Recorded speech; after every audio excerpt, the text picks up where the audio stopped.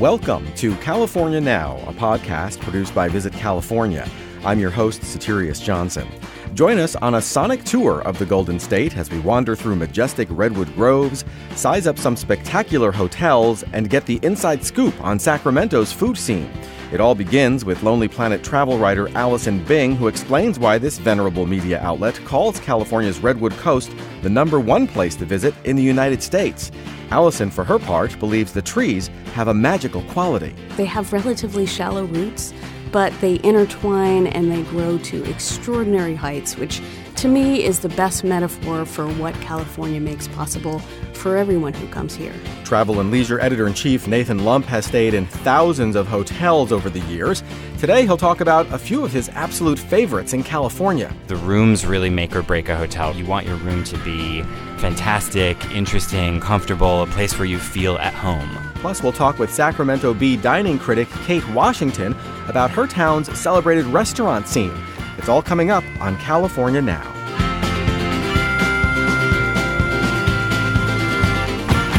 You're listening to California Now, a podcast produced by Visit California. What's the best destination in the United States right now? Well, it's a question that many travelers ask themselves when researching a trip, and it's a question that the editors of Lonely Planet ask themselves every year. In 2018, they decided California's Redwood Coast is the top place to visit in the US of A. And our next guest, Alison Bing, is a Lonely Planet travel writer who knows the region well and will help us understand how it earned the honor. Welcome to the California Now podcast, Alison. Thanks so much, Satirius. Glad to be here with you. So how did Lonely Planet come to select California's Redwood Coast as the #1 destination in the U.S.? Every year, Lonely Planet canvasses Lonely Planet readers worldwide, but also travel industry experts across the country and globally to identify what some of the most exciting upcoming destinations are. And by up and coming, we really mean places that are having a real moment.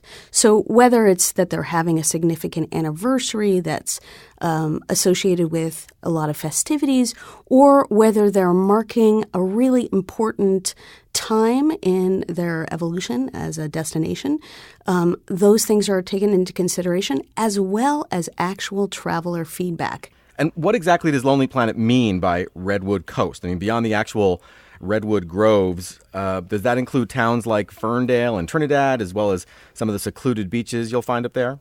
Absolutely. It stretches all the way from Sonoma County and even in Marin, where you'll find Muir Woods, which is an attraction that's pretty widely known.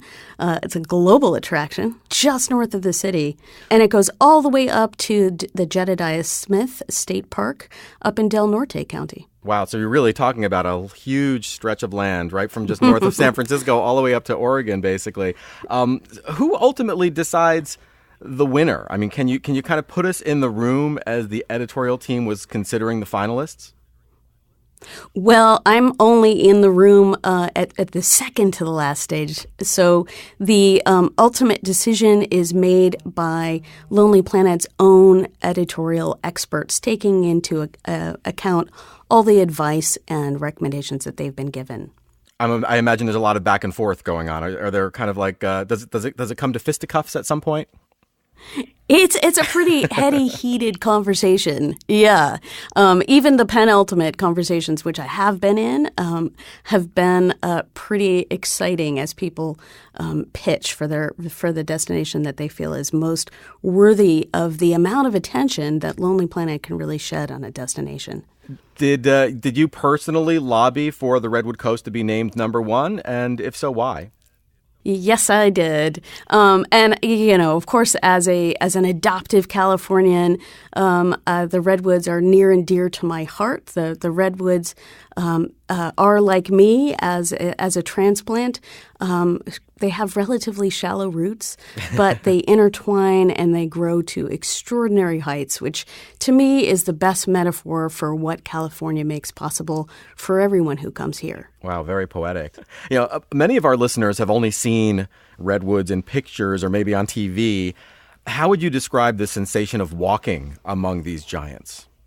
Well, considering some of them are 20 stories high, and the canopies are filter light in this beautiful way. So you've got the speckled light coming through to the forest floor. And as you're walking along, the sound that you make is very kind of rhythmic and mesmerizing. And it's really a quiet place. It muffles all sound. So even in Muir Woods, which is not far from some pretty major roads, it's so quiet. And it's an exciting sensation to just be surrounded by the sound of a little bit of wind in the trees and not much else. Right. I've heard actually that it is almost unsettlingly quiet at first because we're just not used to being in such a hushed atmosphere. And I've read that's because the canopy kind of makes it so shaded in the grove that not a lot of plants grow other than the trees. So there aren't a lot of little animals scurrying for foraging for food, and there's not a lot of birds flying around. So you really are kind of surrounded in this bubble of silence. That's right. And you get the sense of prehistory because these are ancient trees. I mean, some of them are 2,000 years old. So you really get a sense of this continuum of time. You can get a little bit lost in time. It feels as though you're time traveling. Imagine people 0 AD having that same sensation that we're having now walking through these trees. Sounds pretty amazing. All right, let's switch gears for a second. Our listeners are always looking for help with their itinerary. So let's say an out-of-state visitor has arrived in San Francisco and wants to sample 3 distinct Redwood experiences in California. Where would you send them first, and what advice would you give them? So the easiest one to get to, although it does take some advanced planning, is Muir Woods. You do have to plan. There's now a shuttle service that services the park because there's so many people who want to go there. So just be advised that you have to plan ahead a couple of weeks at least, especially in the busy summer season. It is accessible for people with disabilities, and so that is a real benefit. So everyone can visit. Multi-generational families you see a lot in the Grove, and that's a really kind of a special moment in Muir Woods as well. So with Muir Woods being so popular, is over-tourism a problem at this particular location? No, over-tourism has really been managed by the fact that you do have to organize a shuttle in advance. So there's a limited number of people who can visit every day, and that's both so that everyone can enjoy it to the fullest, but also so that the trees have a chance to breathe and do what they do naturally, which is to grow and to reforest, and there is enough space and quiet and room for them to do that. The danger is with too many people going off paths that sometimes roots get trampled on, and that can be an issue. But luckily, there's been some foresight around this, and the shuttle service makes it possible for everyone to visit without doing damage to the trees. That sounds great. Okay, where would you send people next and why? Well, a little-known spot that I love is in Sonoma County. One of the reasons why we have so many wonderful old-growth redwood stands in California is that people made a real effort to save them even back in the 19th century when there was a lot of gold mining going on. There was a lot of logging happening. That was the boom that came after the gold rush. But when some people came and visited these old-growth redwood stands that they had fully planned to cut down, they had a change of heart. And Colonel Armstrong is one of those people. Colonel Armstrong Woods now is a testament to his change of heart. He had intended to come to California to become a logging baron, a lumber baron. And he decided when he saw these trees that they needed to be preserved for posterity. And this is before there was any park system to look after the trees. So he and his daughters lobbied to the ends of their days to have the Colonel Armstrong Woods be given to the state in trust, in perpetuity, so that no logging would happen. And in the end, they won, and we get to enjoy their forethought and foresight in saving those magnificent trees. Wow, that's pretty amazing. So what makes the Armstrong Reserve different from, say, Muir Woods? So Armstrong Woods is a valley surrounded by some higher elevation areas where you can go and hike and look down on the redwoods, which is a kind of a special experience. It also happens to be in the heart of the Russian River wine country. So you are surrounded by, not coincidentally, some of the best Pinot Noirs, it's a really finicky grape. It doesn't like a lot of sun. It doesn't like too much precipitation.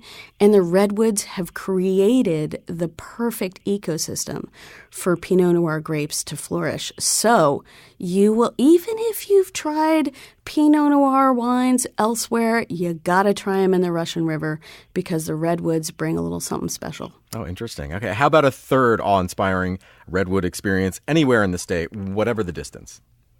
Well, close to my heart, I want to say, is the Redwood National and State Parks, which is celebrating their 50th anniversary this year. And in redwood terms, that's 100 feet of growth that they've enjoyed since they've been preserved as one of the first redwood parks in the country. And it's close to my heart because I got married in Lady Bird Johnson Grove last summer inside a redwood tree. Inside a redwood tree. Wow. Okay, you're a real diehard. Inside a redwood tree. That's amazing. I'm a little bit of a redwood superfan. What can I say? That sounds amazing. I mean, actually, all of the places you've described sound incredible. So what should I bring with me on a Redwood Grove hike to maximize the experience? So some are more accessible than others. Lady Bird Johnson Grove, like Muir Woods, has paved trails, so no problems there. And then some areas where you can duck off the trail, as we did in Lady Bird Johnson Grove, and see what it's like to stand inside a giant redwood that's been struck by lightning. And redwoods have incredible self-preservation mechanisms, so they burn from the inside out. So they create these chambers that are charred inside and look like they're still perfectly intact on the outside. Great for photo taking. Be sure to bring a camera. It's really tough to imagine the scale of a tree without picturing a person without including a person in a photograph. So bring a friend, bring some family. These are really wonderful trips to take together and bonding experiences. Again, you won't have much cell signal, so you're really going to be there spending quality time with the people that you take. So think about that when you decide who to have as your travel partner. I would also say bring some snacks. These are not concession-heavy parks. In fact, some of them really don't have any concessions much at all. Colonel Armstrong Woods doesn't. Just basic bathrooms. If you want to camp, some of the best places to camp up in Humboldt County are near the town of Trinidad. And there's some wonderful beach coves that are wooded and secluded where you can find some pretty great camping as well. If you wanted to stay in an actual Redwood Lodge, there's a place up in Crescent City where I stayed on my honeymoon called the Redwood Lodge. It's all built from a single tree that had fallen, and that's kind of great. It's 1950s kitsch, but it's really a wonderful spot. It's pretty incredible that you could build an entire lodge from the wood from one tree. I mean, that just tells you how big these trees are, right? That's right. Now, Alison, really great advice all around. Thank you so much for joining us today. My pleasure. Travel writer Alison Bing has contributed to 52 Lonely Planet guidebooks over the years, sharing countless recommendations with readers across the globe. When she's not consulting on storytelling for brands such as Google and Apple, she writes stories on travel, art, and food for the BBC, NBC, Cooking Light, the New York Times, and others. As always, you'll find links and more information about everything we discussed today at visitcalifornia.com/podcast.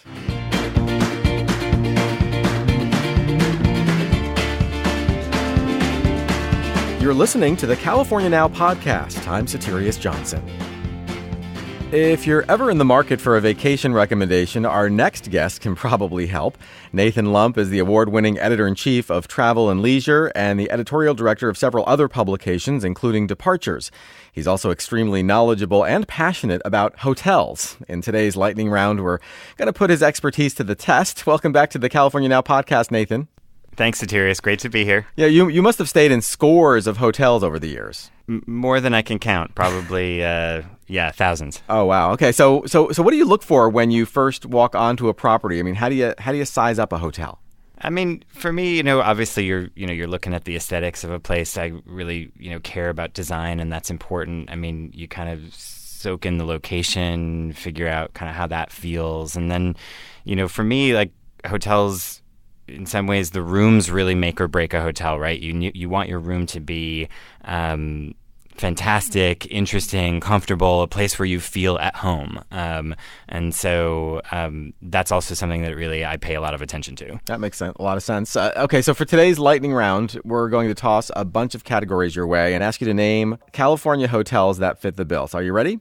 Yeah, sure. Let's do it. Okay, all right, here we go. Best splurge in California. I'm going to go with Calistoga Ranch up in Napa Valley. I was there really recently. Amazing architecture. The rooms are extraordinary, like indoor-outdoor living spaces, and the environment is so beautiful. You've got tons of acreage around you. It's really, really quiet. So you're like in Napa where you've got all that great stuff, but you feel completely removed from it all. All right. What about best value? I would say that actually in LA, the Charlie, which is a hotel that not a lot of people know, it's in West Hollywood, and it's basically a collection of bungalows. So you basically get your own little bungalow with and it's got kitchen and laundry, so it's good for longer stays if that's what you want to do. But it's a fantastic location. The rooms are really sweet, and it's never more than about $300 a night, generally in the twos, and that I think is a really great value. Yeah, especially for LA. Which California hotel can claim the best location? I'm going to have to say Post Ranch Inn in Big Sur. I mean, it is a classic, iconic property. I mean, perched on the cliffside on the Big Sur coast. I mean, the views from that place are amazing. So, it's for me, it's that gets that. How about the best oceanfront hotel in California? It's sort of a contrarian opinion, but I would say Shutters on the Beach because, obviously there are lots of hotels with spectacular oceanfront locations in California, but one of the things that I love is that you can be at Shutters in Santa Monica, you can be on the beach, but you're in a city. And that, I think, to wake up to that view, particularly if you're on a business trip, as I often am in LA, it's just such a treat. I love that. Where do you turn to for spectacular service?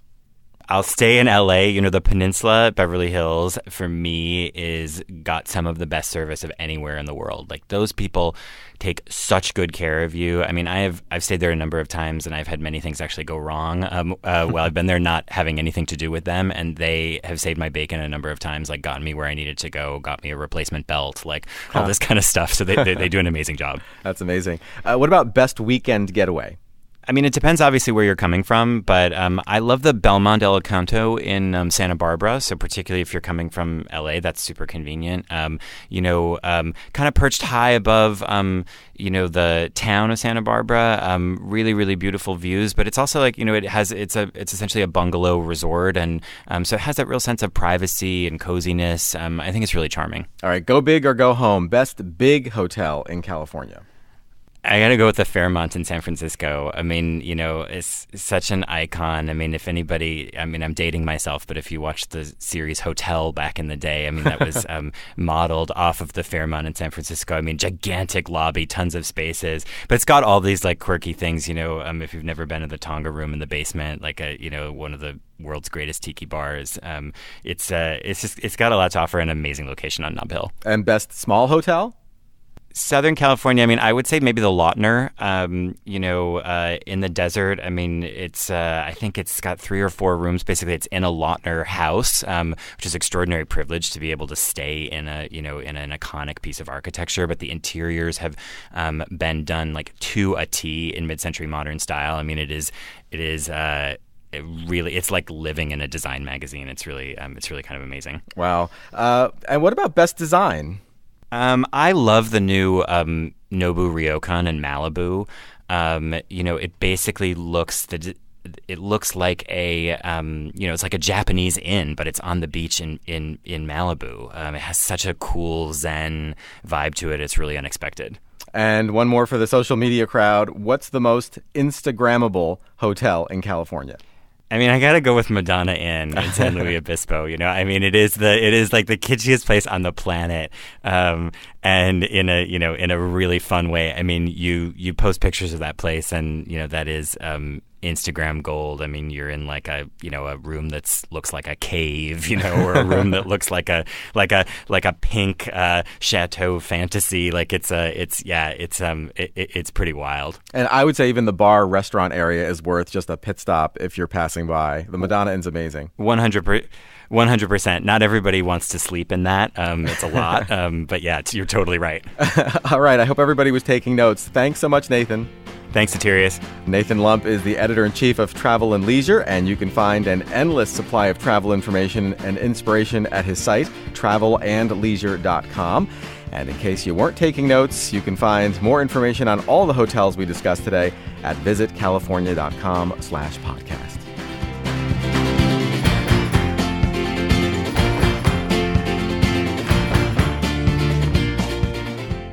Remember, you'll always find links to all the people and places we mentioned on our website, visitcalifornia.com/podcast. You're listening to California Now.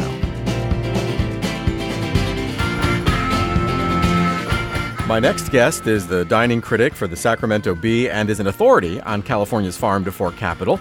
Kate Washington has served as contributing writer at Sacktown Magazine, the local editor for the Zagat Survey's Guide to Sacramento Restaurants, and associate food editor at Sunset Magazine. We're going to pick her brain about where to go and what to order in and around Sacramento. Welcome to the California Now podcast, Kate. Thanks. Happy to be here. So, earlier this year, Thrillist said that Sacramento is the best up-and-coming food city in America. The New York Times recently praised the city's craft beer scene, and Travel and Leisure magazine raved about the incredible local bounty like the fruits and vegetables and all the other food produced in and around Sacramento, as well as the impressive collection of restaurants in the city. Why is everybody so excited about the Sacramento culinary scene? Well, I think there has been a really strong rise in fantastic restaurants and all the things you just mentioned. It's been a really exciting trend to be here for. One of the key factors is that Sacramento sits in the middle of 1.5 million acres of some of the very best farmland in the world. And we have amazing growers who are growing everything from almonds and walnuts to the juiciest tomatoes you'd ever want to taste. And our local chefs are really taking advantage of that bounty. All right, well, let's unpack some of that. That phrase, farm to fork capital, is something that gets tossed around quite a bit. What exactly does that mean? Well, I think it really means taking what is grown in those acres of rich farmland that I was just talking about and bringing them to the plate with an eye to really showcasing their best qualities and their best flavors, their natural flavors. That's a key cornerstone of California cuisine, which goes back for decades. And it's something that I think a lot of Sacramento chefs have been doing for a long time. But now the city is really taking that, running with it, and showing it off as a point of pride, as we really should. All right. Well, people love lists, as do I. So can you advocate for 3 essential farm-to-fork restaurants in Sacramento, places that visitors should strongly consider on their next trip to town? Yes. 3 that I would recommend would be Mulvaney's, which is run by Patrick and Bobbin Mulvaney. They are kind of real stars of the local food scene. They've also nurtured a lot of other chefs. They do an incredible pork chop. It's the restaurant is charmingly in a historic firehouse, a brick firehouse. And if any of your listeners saw Lady Bird, that firehouse used to house New Helvetia Coffee, which was a Midtown favorite going way back, and it's where Lady Bird was supposed to work at the coffee shop. But now it houses Mulvaney's, and it's a really, really friendly, a little bit quirky, accessible to everybody. Everything I've ever had there is delicious. And they also have a beautiful patio that's great for the almost 9 months of like warm evenings for dining outside that we can get here in Sacramento. Yeah, I've heard wonderful things about Mulvaney's. It's definitely on my list. I haven't gotten there yet, but I'm definitely at the top of my list. Okay, what's another Farm to Fork favorite? Next, I would say Ella Dining Room and Bar, which is downtown at 12th and K Streets. It is run by the Selland family, who have a number of local restaurants. Josh Nelson, one member of the family, was really instrumental in creating and pushing forward the Farm to Fork movement as kind of a brand for the city of Sacramento. It's a really great special occasion restaurant, but you can also go there and sit at the bar and get oysters or bone marrow. They do a lot of interesting cocktails. Their menu changes seasonally, as do all of the places, I think, that I'm going to mention. But they're a real standby of fine dining in Sacramento and not to be missed.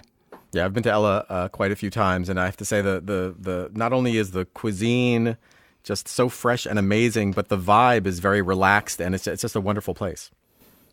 Yeah, it's relaxed, but it also feels special to me, which is one of the things I like about it. A thing to watch out for if you go there is take a look around and peek up. They did some really nice things with the design, and they imported a bunch of vintage shutters from Europe, and they're beautifully used like around the upper portions of the restaurant, up above on the walls, and you wouldn't necessarily notice, but it's a fun thing to keep your eye out for. The design there is quite pleasant too. All right, and what about the third? For the third, I would mention a newcomer, Canon. That's Canon, not with two N's like the gun.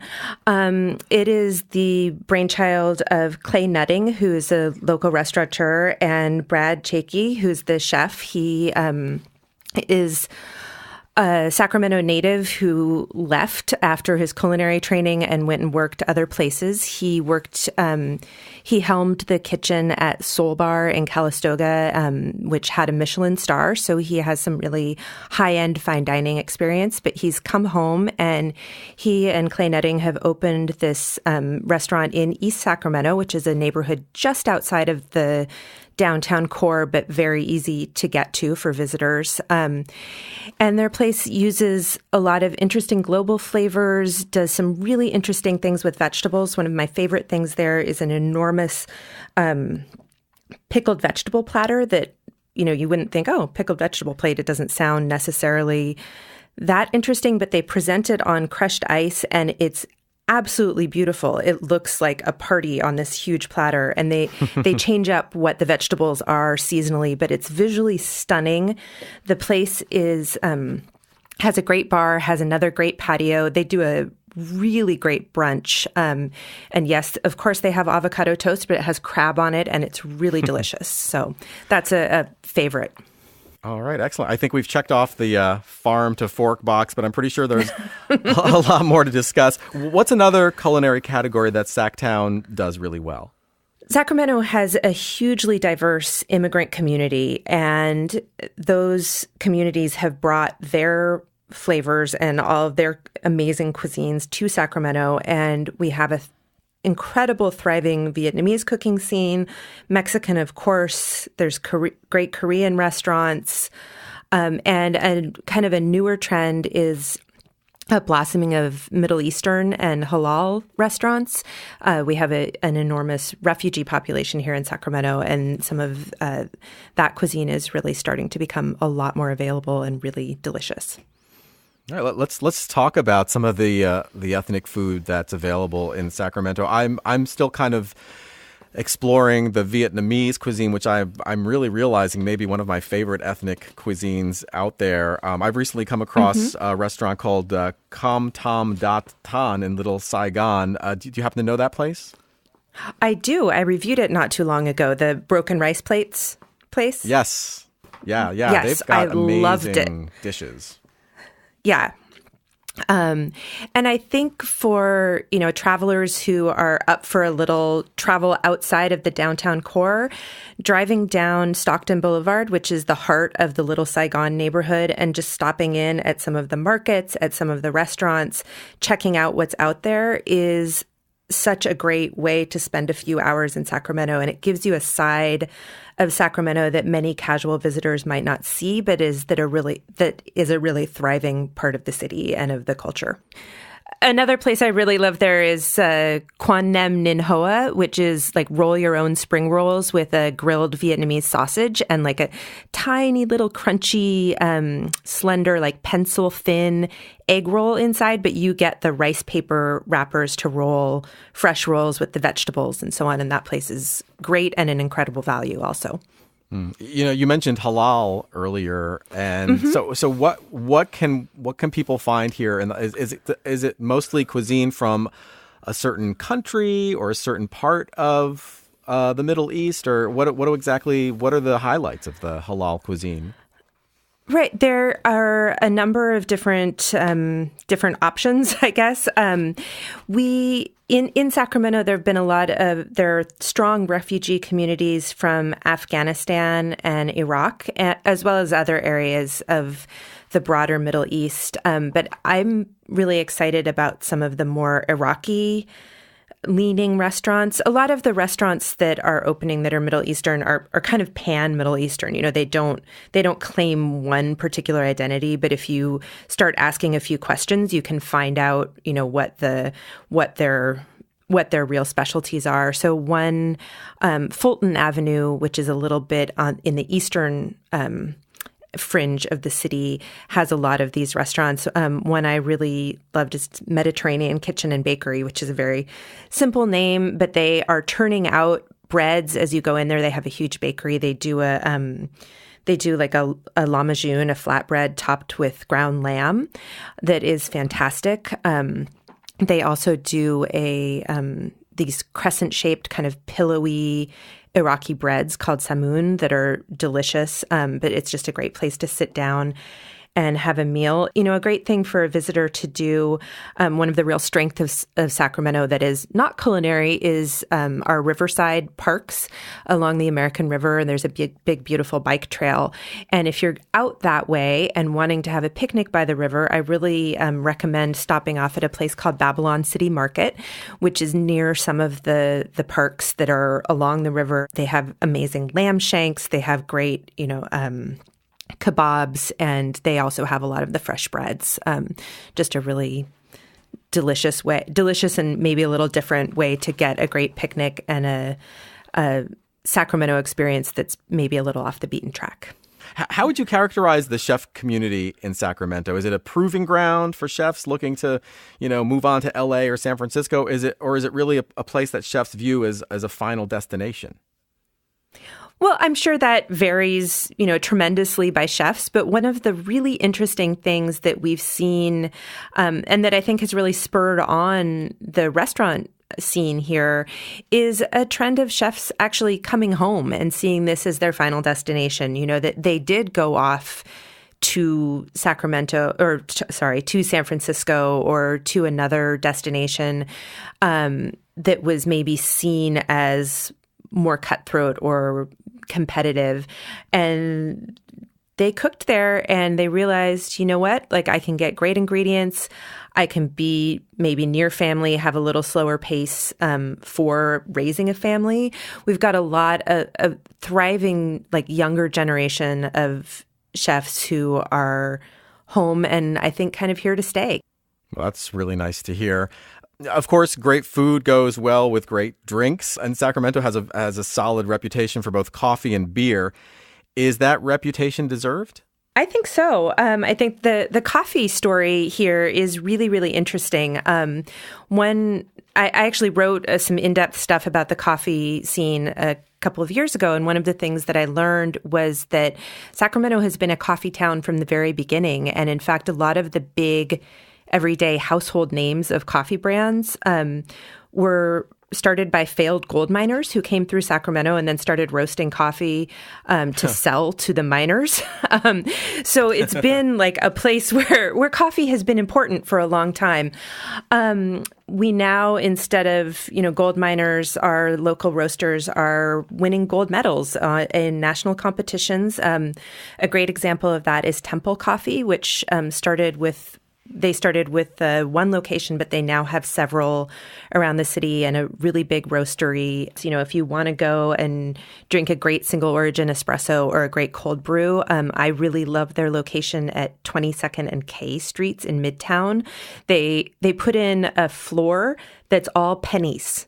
So it's like a glazed floor of copper pennies in all their different hues. Wow. It's beautiful. It's a really lovely space to sit and sort of soak up some atmosphere and get a nice jolt of caffeine. Wow. I'm taking so many notes here. It's kind of crazy. So many intriguing recommendations. But before I let you go, there are two places in particular I've also been meaning to get to, the Tower Cafe and Biba. Do you have any thoughts on those two spots? Yes, those are both like stalwarts of the scene. The Tower Cafe is really known for its brunch. It's a very eclectic feel when you go inside. Like there, you'll see like global, like imported things from all over the world and bright colors. And there's a beautiful patio with kind of tropical plants around you. It's named because it's right there next to the Tower Movie Theater, which is a great landmark and a great place to take in a movie. And also right at the site of the original Tower Books and Records stores in Sacramento on Broadway. Right. Like the original one. The original. It's Tower Records was founded in Sacramento. And in fact, one hotly anticipated new element of the dining scene is a deli that's going in downtown that's named for the founder of Tower Records, Russ Solomon. And then Biba is a restaurant in Midtown on Capitol at about 28th. They've been there for a very long time.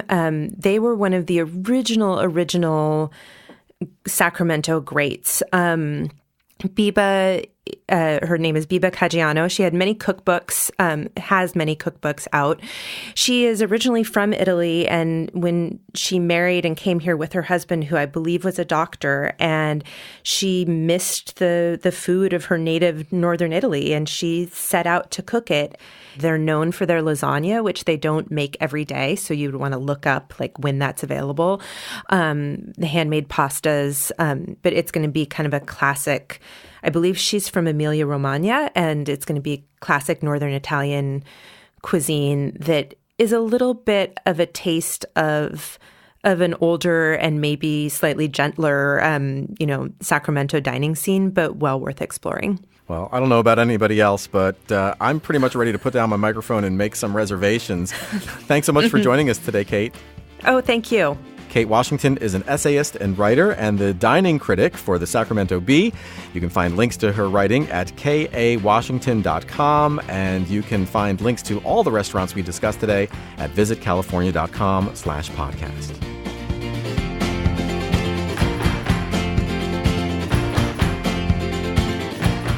Thank you for listening to California Now. This podcast is produced by Visit California. I'm your host, Satirius Johnson. You can find us on iTunes, Stitcher, and Spotify. Please subscribe. Today, Nathan Lump shared some of his favorite California hotels, and he zeroed in on some truly spectacular properties. If you're in the market for luxury lodging, do yourself a favor and check out the Luxury Minute video series. Each 60-second piece highlights an over-the-top hotel, including resorts in San Diego County, Orange County, Palm Springs, Napa, and Sonoma. You'll find the Luxury Minute series on YouTube and also at visitcalifornia.com/dream365TV.